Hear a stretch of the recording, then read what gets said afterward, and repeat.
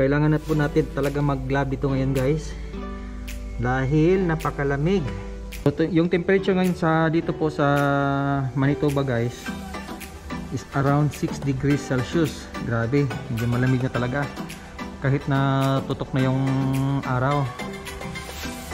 So ngayon pupunta po tayo doon sa school ng mga pamangkin ko. Dahil minsan kasi nawawala pa tayo eh.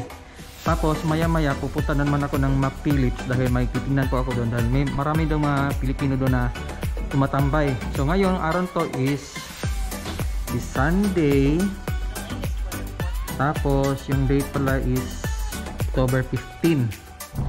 Grabe guys, kahit na nakaglabo tayo medyo sumasakit yung kamay natin dahil sa sobrang lamig.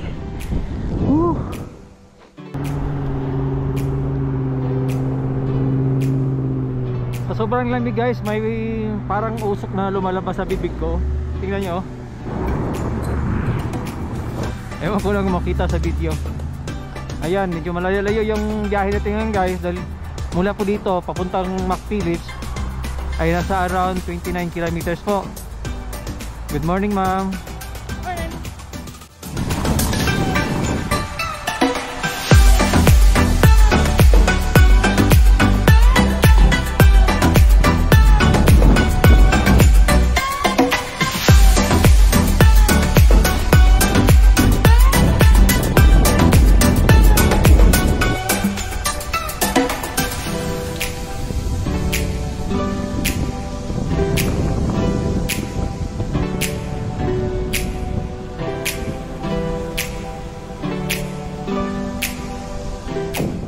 Dito na tayo sa paaralan. Ngayon susubukan ko naman papunta doon sa highway pauwi. Maraming mga ano dito guys, yung mga rules na hindi natin ina-apply doon sa Pinas, lalo na doon sa province namin. Kaya medyo naninibago. Hopefully makuha ko na rin yan. So dito sa ano guys, marami kang makikita ng ganyan, no? Yung mga squirrel. Ayan, oh, cute. So andito pa rin tayo yung daan kung saan kami dumadaan pauwi galing sa paaralan. Ayan, kinicheck ko lang guys para hindi tayo mawala next time.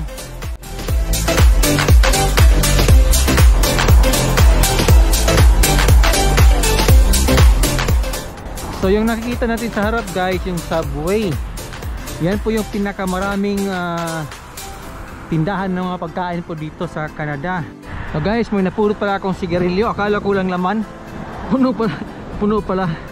So ito yung sigarilyo nila dito guys. So mayroong warning din na ano, regarding sa mga side effects kung maninigarilyo.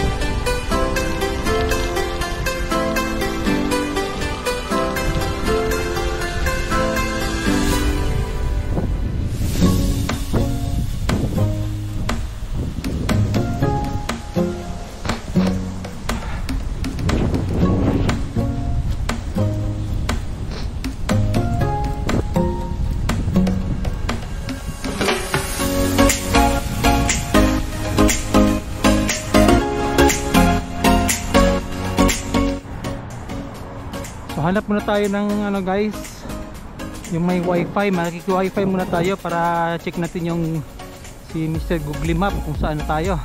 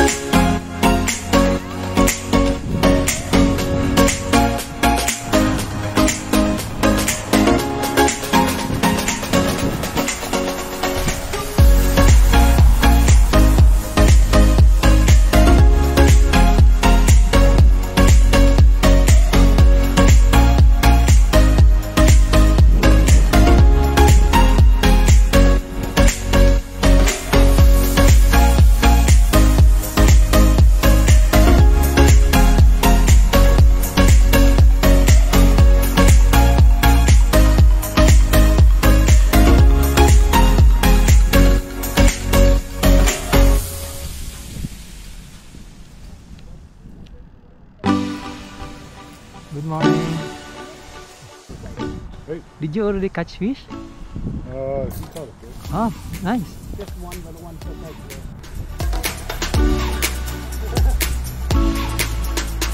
Morning! Morning, Habibi!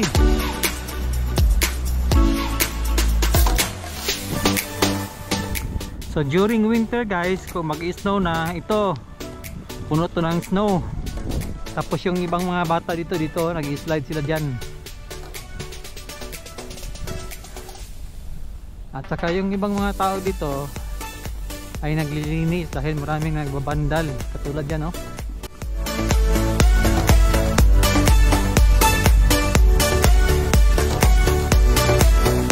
Parang gusto ko mag-CR.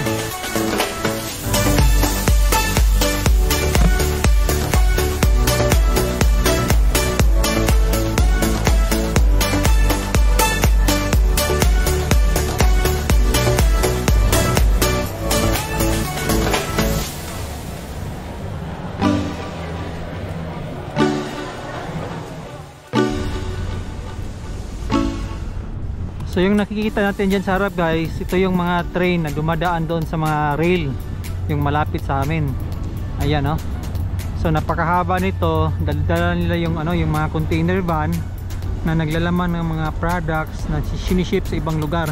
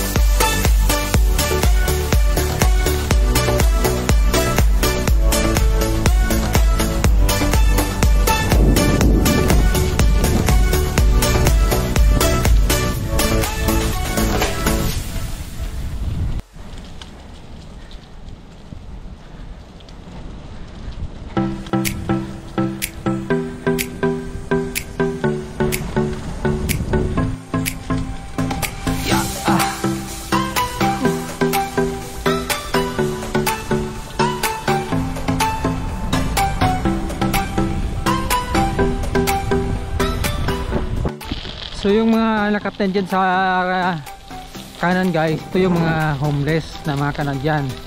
So doon sila nakatira. Medyo mahirap yung walang bahay dito guys dahil lalo na kung papasok na yung winter. Grabe yung ginaw.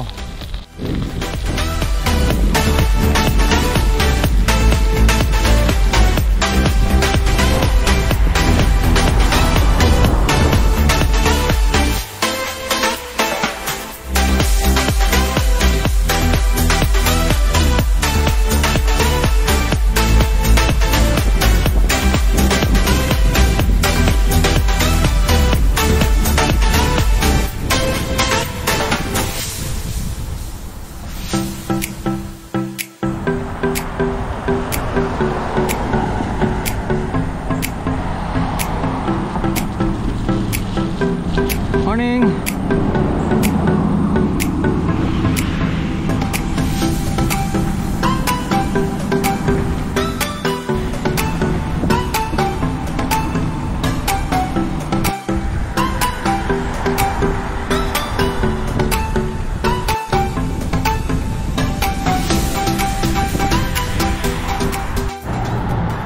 Andito na po tayo sa McPhillips Street. Aywa. So hanap muna tayo ng tambayan guys. Inom muna tayo ng kape dito sa 7-Eleven. So hindi ko kasi na-on yung yung natin, yung Strava, kaya hindi natin alam kung mga ilang distansya na po galing dito papunta doon sa bahay.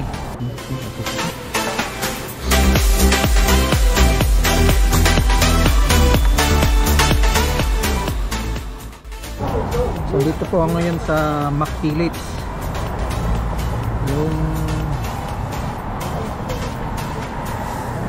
So nasa yan guys, mga nasa 20 kilometers mula po dito pabalik doon sa bahay. So pauwi na tayo ngayon guys. Ang oras ngayon is around 2 o'clock in the afternoon. Medyo malayo-layo pa yung biyahe natin ngayon. Chill-chill lang po tayo.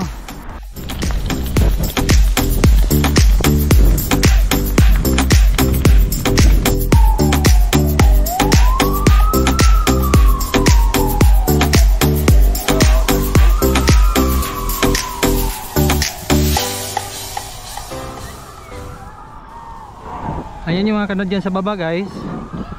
Ayan, nag-enjoy, nag-fishing, ayan. So ayan yung mga libangan dito, especially during weekends. Pero next time, kung papasok na yung winter, wala na.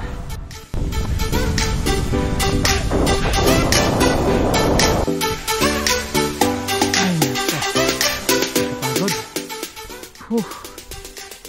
Thank you Lord.